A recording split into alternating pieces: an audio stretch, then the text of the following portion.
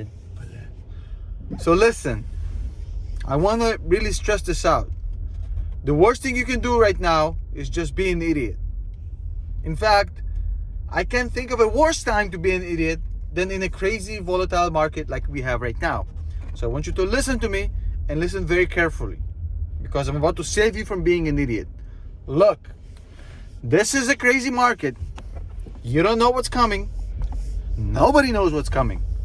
Last week we saw the S&P 500 go up by 6.1%, clawing back almost half, in fact more than half, in fact less than half, since I don't know math, 6.1% after dropping 13% in 10 weeks. So you saw a 10-week decline, 13%, and then a 6% spike in a single week.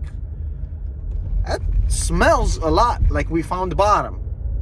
But I want to warn you and I want to explain to you why you got to be careful with these assessments. Because whenever you have what seems to be a reliable bottom, and by the way, my friend used to own the bar, used to be called the Reliable Bottom. Yeah, a lot of stories from that bar. Well, whenever you think you found a reliable bottom, and especially if you have some FOMO sprinkled on top of it, some greed sprinkled on top of that, you have this very crazy situation where it almost becomes indistinguishable from a dead cat bounce or from kind of a relief rally. Nobody really knows. Now, the one thing this whole stock market rally / bounce is relying on is a few things that happened last week. One of them is positive sentiment out of Ukraine. People were betting, at least slightly, on Ukraine and Russia figuring out how to make things work.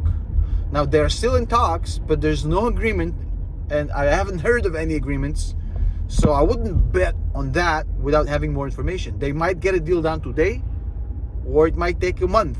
Nobody knows. So I want you to be careful with assuming that they're reaching a deal.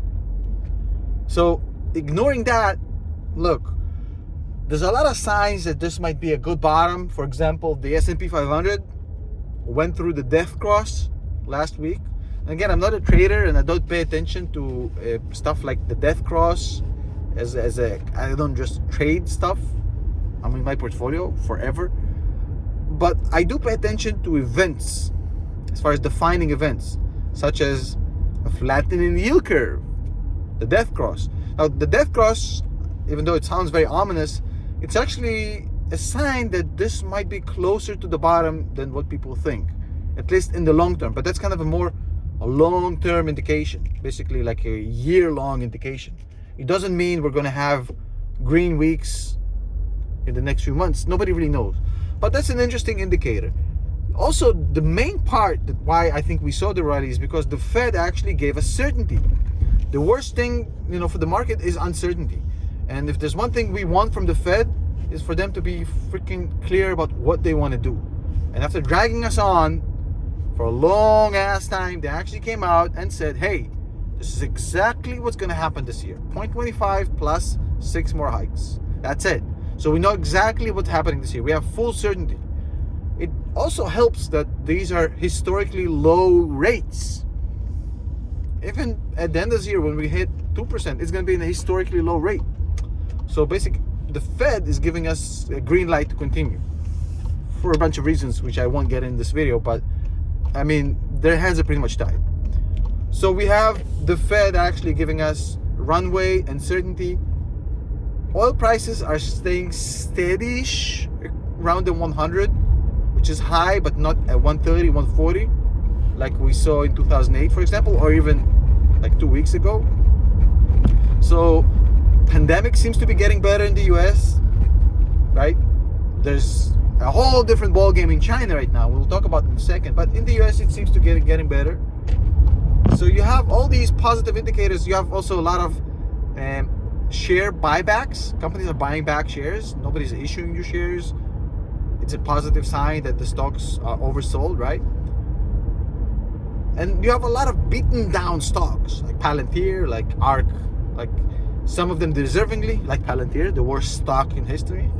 Some of them are not. But there's a lot of indicators for a bottom. And I totally get why people want to think that this is the bottom.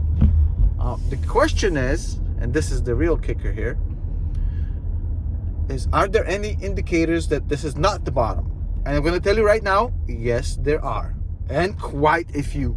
For starters, this is pretty much still, at this point, we're 90% on the S&P 500 in the last 2 years.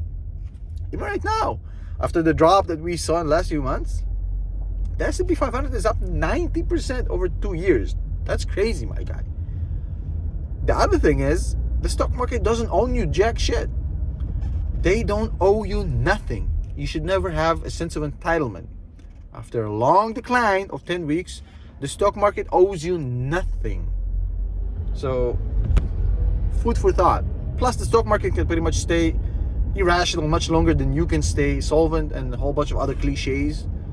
Like, the game is, it ain't over until the fat lady sings and shit, But the other part is, you have to understand, there's a lot of stuff going on in the world that make it a very uncertain place.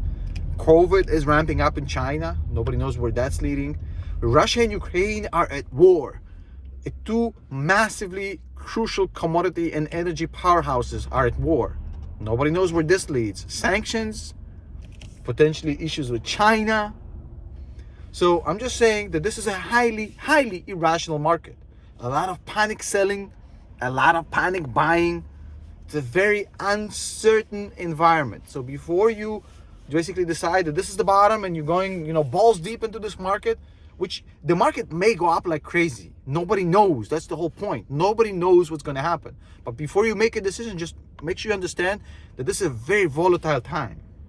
And at least for me, it would be prudent to keep investing long term in companies you have a long horizon on. If that's your kind of strategy, right, then indicators like the death cross and the relative weakness of tech stocks might be a good indicator to get into now if you have a 5-year horizon.